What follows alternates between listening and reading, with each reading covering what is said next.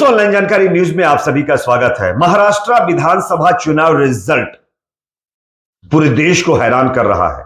जिस तरीके से भारतीय जनता पार्टी एनडीए ने हद से ज्यादा सीटें जीती हैं, इससे हर कोई परेशान है, हताश है कि ऐसा कैसे हो सकता है। वो चाहे मीडिया वाले हों, चाहे सर्वे करने वाली एजेंसियां हों, या चाहे पार्टियां हों, तमाम लोग इस बात को मानने के लिए तैयार नहीं है कि बिना किसी मैजिक के चुनाव रिजल्ट ऐसा कैसे आ गया। लेकिन जिस तरीके से महाराष्ट्र विधानसभा चुनाव में वोटिंग के दिन वोट परसेंटेज का आंकड़ा चुनाव आयोग के द्वारा दिया गया और काउंटिंग से पहले बाद में जो वोट परसेंटेज बढ़ा, इसको लेकर के अब पूर्व चुनाव आयुक्त ने चिंता जाहिर की है। पूर्व चुनाव आयुक्त ने इस पर जो बयान दिया है वो आपको सुनना चाहिए।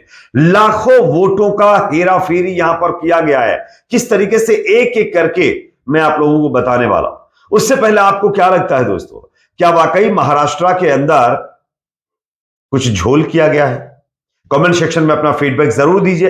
वीडियो अगर पसंद आए तो लाइक करने के बाद शेयर करिए और हां, चैनल को सब्सक्राइब करना ना भूलें। मतदान का रिकॉर्ड रखने की प्रक्रिया के बारे में बताते हुए पूर्व चुनाव आयुक्त कुरैशी साहब ने कहा है कि यह निश्चित रूप से मुझे चिंतित करता है कि यह आंकड़े रियल टाइम में अपडेट किए जाते हैं। जब हम वोट देने जाते हैं तो फॉर्म 17A होता है और पीठासीन अधिकारी हमारी उपस्थिति दर्ज करते हैं। लेकिन जिस तरीके से वोटिंग के दिन और काउंटिंग के दिन के बीच में वोट परसेंटेज बढ़ा है, यह अपने आप में सबको हैरान कर देने वाला है। अब कुरैशी साहब ने पूरा बयान क्या दिया है मैं आपको स्क्रीन पर दिखाना चाहता हूं, आप देखिए। पूर्व मुख्य निर्वाचन आयुक्त एस.वाई. कुरैशी ने महाराष्ट्र विधानसभा चुनाव में अनंतिम यानी प्रोविजनल मतदान के आंकड़ों और अंतिम फाइनल आंकड़ों के बीच सामने आए व्यापक अंतर पर चिंता जाहिर की है। महाराष्ट्र में जहां 20 नवंबर को मतदान हुआ था, शाम 5 बजे मतदान का आंकड़ा 55% था। अगले दिन जारी अंतिम मतदान में यह 67 तक पहुंच गया, जो लगभग 3 दशकों में सबसे अधिक बताया जा रहा है। इंडिया टुडे से बात करते हुए 2010-2012 के बीच मुख्य चुनाव आयुक्त रहे एस.वाई. कुरैशी ने कहा कि मतदान के आंकड़े रियल टाइम में दर्ज किए जाते हैं और इसमें इतना बड़ा अंतर बहुत चिंताजनक है। मतदान का रिकॉर्ड रखने की प्रक्रिया के बारे में बताते हुए कुरैशी ने कहा कि यह निश्चित रूप से मुझे चिंतित करता है। यह आंकड़े रियल टाइम में अपडेट किए जाते हैं। जब हम वोट देने जाते हैं तो फॉर्म 17A होता है और पीठासीन अधिकारी हमारी उपस्थिति दर्ज करता है। दिन के अंत में फॉर्म 17C भरा जाता है, जिसमें दिन भर की पूरी घटना दर्ज होती है। इसे भरने और उम्मीदवारों के एजेंटों के हस्ताक्षर लेने के बाद पीठासीन अधिकारी घर जाते हैं। फॉर्म 17C में प्रत्येक मतदान केंद्र पर डाले गए वोटों की संख्या दर्ज होती है। कुरैशी साहब ने आगे कहा कि यह उसी दिन तैयार किया गया रियल टाइम डेटा है, फिर अगले दिन डेटा कैसे बदल सकता है, यह मेरी समझ से परे है।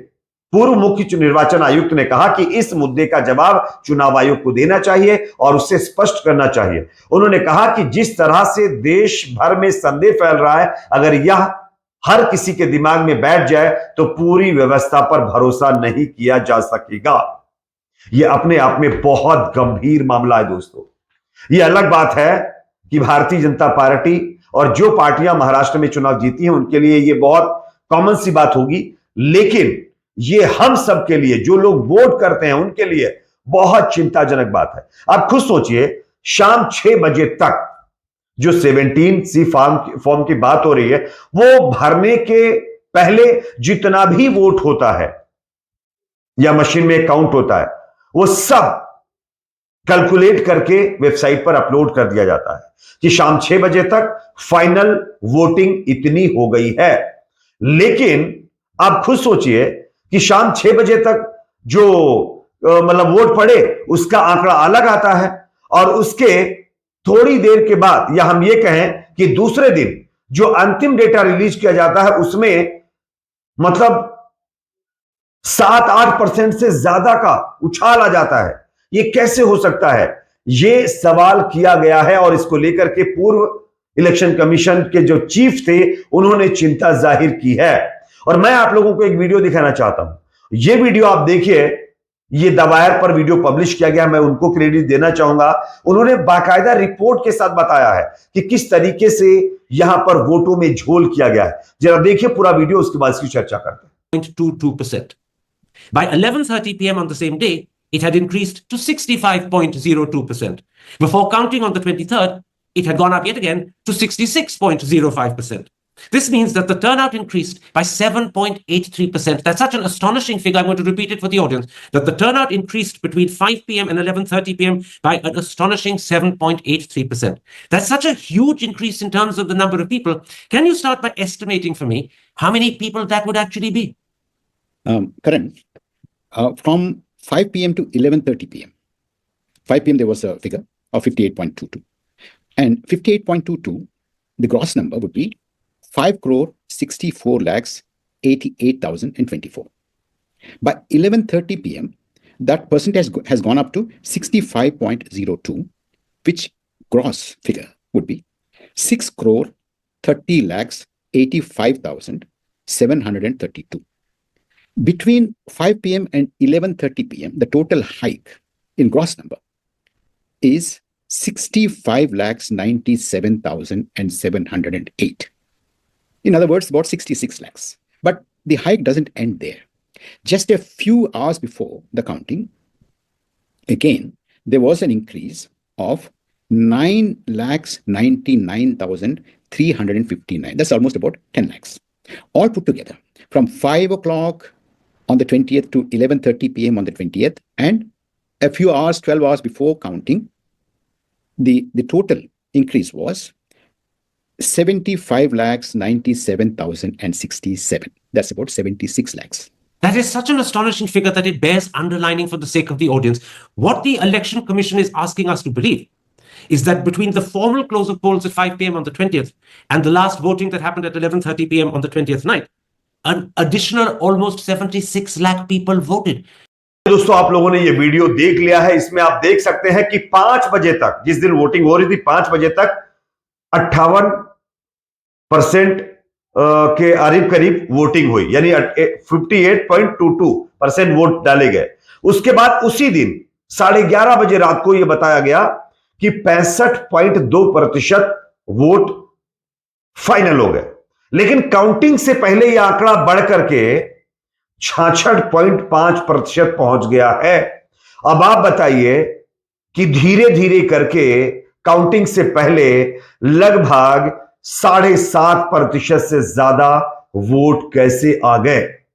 यह एक बहुत बड़ा सवाल है। इसका जवाब अगर चुनाव आयोग से कोई मांगेगा तो चुनाव आयोग शायराना अंदाज में उसी के ऊपर सवाल दाग करके पल्ला झाड़कर निकल जाएगा। कोई सवाल जवाब नहीं होता है।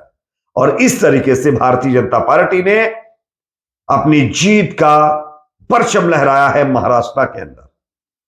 खैर, इसको लेकर के कांग्रेस पार्टी के नेता नाना पटोले का बयान आया है। उन्होंने मशीन पर सवाल खड़े करते हुए बैलेट को लेकर बड़ा बयान दिया है। क्या कहा, जरा सुन लीजिए, उसके बाद आगे और चर्चा करते हैं। की लीडरशिप जो है वो क्या चीज है, वो एकनाथ शिंदे जी को समझ नहीं। मैंने कहा कि आज तक का जो उनके आकाओं का जो निर्णय रहा है बीजेपी के, वो जो राज्य में मध्य प्रदेश हो, छत्तीसगढ़ हो, कई राज्यों का उदाहरण दे सकते कि चेहरे जो थे वो गायब कर दिए हैं। महाराष्ट्र में क्या होगा इसका अंदाज तो मैं नहीं बना सकता हूँ, लेकिन जो ये सब मामला लेट हुआ उसके पीछे में बहुत बड़ा गणित है। 4 दिन हो गए, एकनाथ शिंदे बोल रहे हैं मुख्यमंत्री नहीं बनना है, तो क्या कुछ और दिया गया है? मैं बता रहा हूँ अभी क्या क्या होगा, आगे देखिए। हाँ, क्या होगा अब मुझे पता है क्या, मैं कोई भविष्य वाला तो ही नहीं, आप ही देखिए क्या क्या होगा। सिग्नेचर कैंपेन की बात कर रहे हैं, हमारे कल राष्ट्रीय अध्यक्ष जी ने घोषणा की कि हम बैलेट की भूमिका रखेंगे, बैलेट से मतदान हो, और उसी को ताकत देने के लिए महाराष्ट्र में हम सिग्नेचर कैंपेन शुरू कर रहे हैं। और जब राहुल जी की यात्रा आएंगे तब महाराष्ट्र सबसे ताकत से राहुल जी के साथ खड़ा रहेगा, उसकी तैयारियां। तो जैसा कि दोस्तों आप लोगों ने नाना पटोले साहब का बयान सुन लिया है, उन्होंने बैलेट पेपर की मांग के साथ सिग्नेचर कैंपेन चलाने की बात कही है। अब इन तमाम चीजों को देख करके अगर आपको भी ऐसा लगता है कि कहीं ना कहीं कुछ झोल किया गया है तो कमेंट में अपनी राय, अपना सजेशन जरूर रखिए। इस वीडियो को शेयर भी करिए ताकि दूसरे लोगों तक भी ये इंफॉर्मेशन मिले। आज के लिए इतना ही दोस्तों, मिलते हैं कुछ और खबरों के साथ।